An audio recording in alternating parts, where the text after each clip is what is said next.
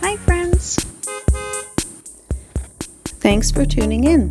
If you like this video, please give it a like, comment below, and take a moment to subscribe to our channel. Mont-Tremblant Resort is one of Quebec's most famous destinations.